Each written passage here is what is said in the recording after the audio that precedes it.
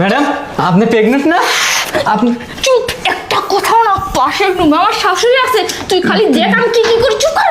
Madam কি বলেন আপনি? আপনি তার মানে এতদিন নাটক করতেছেন আরে তোকে বলছি না একটা কথা বলে না, চুপ করে থাক। আর সবাইকে আপনি ঠকাচ্ছেন।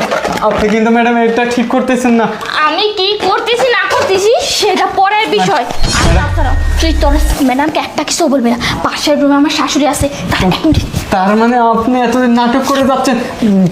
দেখেন ম্যাডাম এসব আর কি করতেছেন আপনি এসব? শোন, আমি নাটক কি করতেছিলাম আর তোকে টাকা দিছি, তোর মুখটা তুই বন্ধ রাখ। কি বলবি? এখানে কি হয়েছে কিচ্ছু বলবি না। বৌমা, এই এত জোর শব্দ হলো কিসের? আমি তো পাশের রুম থেকে ঠাস করে শব্দ পেলাম। কোনো সমস্যা? না না মা, কো আমি তো শুনতে পাইনি। আমি না, তুই শুনতে পাইছিস? কিসের শব্দ? কো মা, আমি তো শুনতে পাইনি। আমি তো অনেক জোরে শব্দ পেলাম, এর জন্য দৌড়ে আসলাম যে তুমি প্রেগনেন্ট, তুমি কি পড়ে টরে গেছো নাকি? এর জন্য তো আমি খুব মানে ভয় পাচ্ছি। না না মা, আমি পড়ে যাবো কেন? আর তাছাড়া আমি তো সাবধানে চলাফেরা করি। ও মা, মনে পড়ছে, বাইরে যে পিচ্ছি পিচ্ছি কতটা বাচ্চা আছে না, মনে হচ্ছে বোয়া ফোটাচ্ছে, ওই শব্দই পাইছেন। তো কি রান্না হলো? তুই শুনছিস কোন শব্দ? আমি তো শুনতে পাইনি। না না ম্যাডাম আমি কিছু শুনি নাই।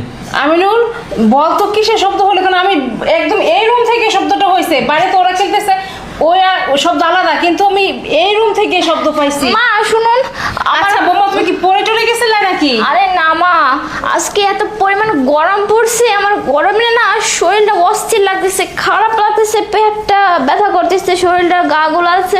মা আপনি কাজ করুন, এখানে না দাঁড়িয়ে থেকে বাইরে যান না, আমি একটু রেস্ট নিব। তোমার শরীর খারাপ লাগতেছে, আবার বলতেছো পেট ব্যথা।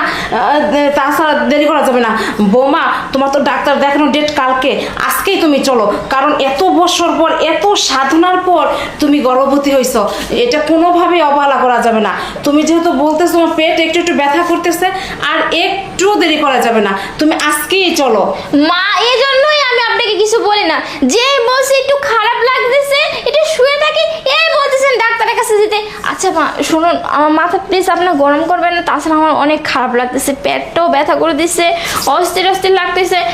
মা আপনি কাজ করুন, আপনি পাশের রুমে যান, আমি একটু রেস্ট নিলে ঠিক হয়ে যাবো। কিন্তু আমি তুই এক কাজ কর, তুই এই বাইরে দেখ কত কাজটা পড়ে আছে, কাজগুলো শেষ কর। আজকে আমার শরীরটা খুব খারাপ লাগতেছে, বুঝতে পারছিস কি বলছিলাম, কি দিছিলাম তোরে? বুঝতে পারছিস কি বলছি? হ্যাঁ ম্যাডাম। বৌমা দেরি করা যাবে না, কারণ আমার ছেলে আমাকে আসতে রাখবে না। তুমি বলতেছো তোমার শরীর খারাপ লাগতেছে, আমি তো ডাক্তারের সাথে আলাপ করে আগামীকাল যাওয়ার কথা। যেভাবেই হোক, যেহেতু তোমার সমস্যা লাগতেছে, খারাপ লাগতেছে, আমি এক ফোঁটাও দেরি করবো না।